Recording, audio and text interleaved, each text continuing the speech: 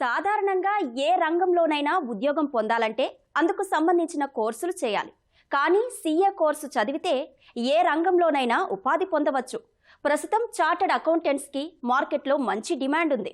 ఈ నేపథ్యంలోనే ఏడాదికి 3 సార్లు సీఏ పరీక్షలు రాసే అవకాశాన్ని ఐసీఏఐ తీసుకొచ్చింది.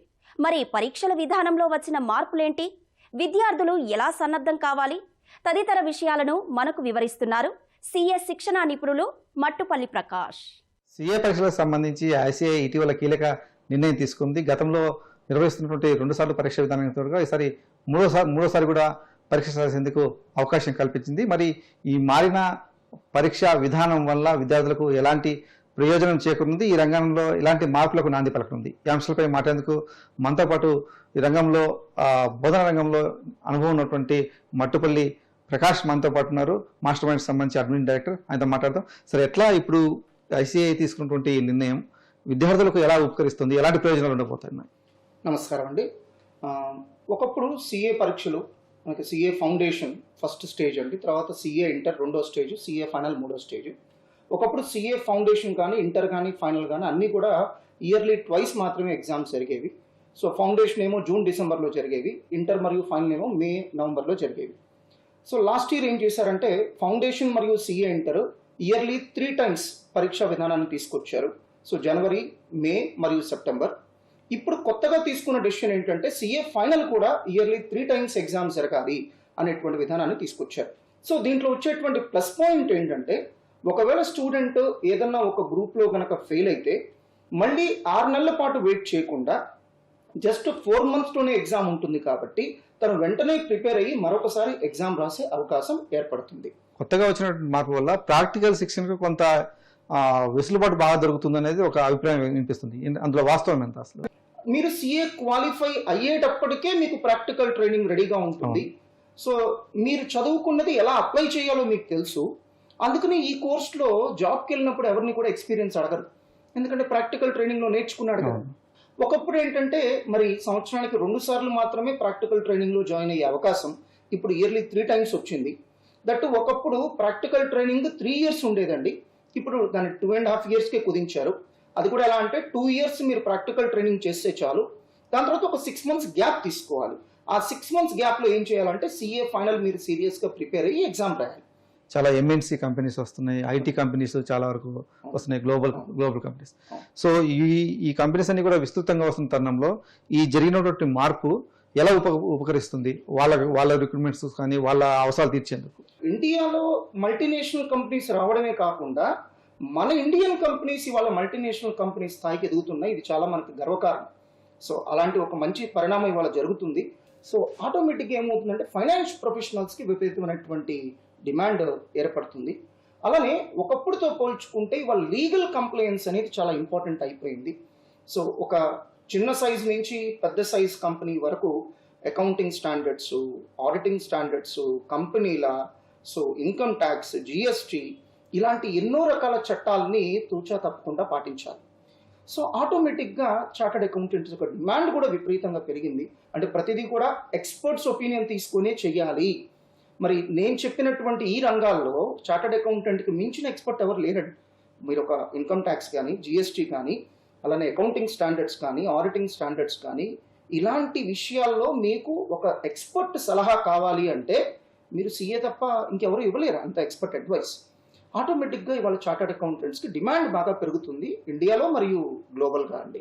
ఇప్పుడు చూసుకుంటే మనం ఎక్కువ మంది స్టూడెంట్స్ ఇంటర్మీడియట్ తర్వాత మెడిసిన్, ఇంజనీరింగ్ లేదా కొంతమంది టీచింగ్ సైడ్ ఇట్లా మాత్రమే వెళ్తున్నారు.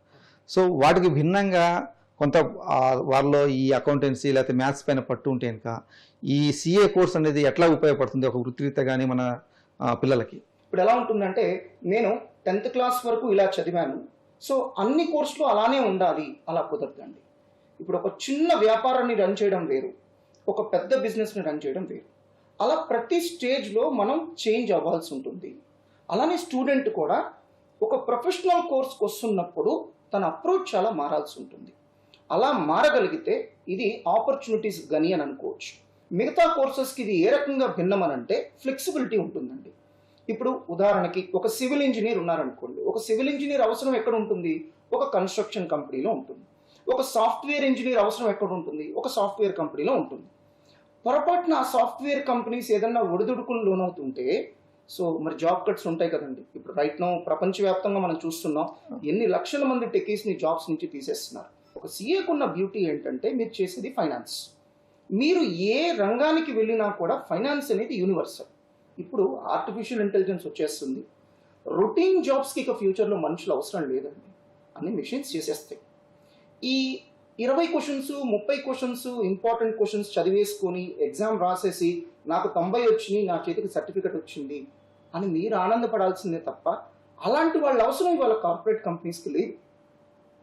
వాళ్ళకి ఏ రిక్వైర్మెంట్ లేదు. సో ఇవాళంతా ఏంటంటే నువ్వు నా ఆర్గనైజేషన్లో ఒక ప్రాబ్లం ఉంది, నువ్వేం సాల్వ్ చేస్తావు, అది నువ్వు సాల్వ్ చేయగలిగితే ఎస్ వెల్కమ్. సో సీఏలో ఉన్న బ్యూటీ ఏంటంటే ఫస్ట్ నుంచి కూడా ఈ కోర్స్ ఎలా ఉంటుందంటే నువ్వు చదివావా లేదా టెస్ట్ చేస్తారు, ఆ చదివింది నీకు అర్థమైందా లేదో టెస్ట్ చేస్తారు, ఆ అర్థమైంది నువ్వు రియల్ లైఫ్లో అప్లై చేయగలవా లేదో టెస్ట్ చేస్తారు. చాలా రంగాల్ని కూడా ఈ కృత్రిమ మీద ఆర్టిఫిషియల్ ఇంటెలిజెన్స్ మింగేస్తూ ఉంది, అవును, అవకాశాలు తగ్గిస్తూ ఉంది. ప్లస్ కంప్యూటర్ రంగంలో కూడా కోడింగ్ అవసరం లేకుండా కూడా ఏ అంతా కూడా పని చేసేస్తా ఉంది. సో ఈ సీఏ రంగానికి అలాంటి ప్రమాదం ఏం లేదంటారు భవిష్యత్తులో? చాలా మంచి క్వశ్చన్ అడిగారండి. సో మెషిన్స్ ఒక రకంగానే మీకు సలహా ఇవ్వగలమండి. వేరస్ మేమేం చేస్తామంటే చాలా విషయాల్ని క్రోడీకరించి మీకు ఒక సలహా ఇవ్వడం జరుగుతుంది.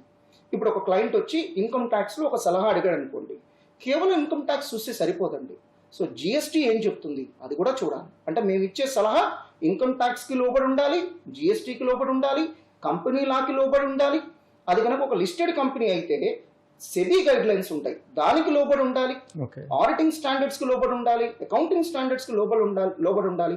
అది కనుక మల్టీనేషనల్ కంపెనీ అయితే కనుక సో గ్యాప్ స్టాండర్డ్స్ ఉంటాయి, అవి ఫాలో అవ్వాలి మేము. ఇలా ఇన్ని మైండ్లో పెట్టుకొని మేము ఒక సలహా ఇస్తాం. సో ప్రపంచంలో ఏ ఆర్టిఫిషియల్ ఇంటెలిజెన్స్ కూడా ఆ రేంజ్ ఆఫ్ అడ్వైస్ మీకు ఇవ్వలేదండి. ఇచ్చినా కూడా క్లయింట్ నమ్మడు, ఎందుకంటే మనం చేసే ఒక చిన్న పొరపాటు వల్ల కంపెనీ చాలా కోట్లలో నష్టపోతుంది.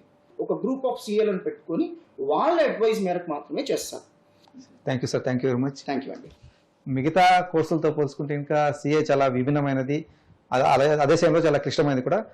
కానీ అవకాశాల పరంగా చూస్తే మాత్రం మన దేశంలోనే కాదు అంతర్జాతీయంగా కూడా ఈ సీఏలకు సంబంధించిన డిమాండ్ ఎక్కువగా ఉంది. కాబట్టి విద్యార్థులు ఇదొక మంచి వృత్తిగా కూడా ఎంచుకునే అవకాశం ఉంది. కొత్తగా తీసుకొచ్చేటువంటి మార్పులు కూడా ఈ అవకాశాలను మరింత పెంచే విధంగా ఉన్నాయని చెప్పేసి కూడా నిపుణులు అభిప్రాయపడుతున్నారు. కెమెరామెన్ కేశవతో పూర్ణ చంద్రశేఖర్, ఈటీవీ న్యూస్ గుంటూరు.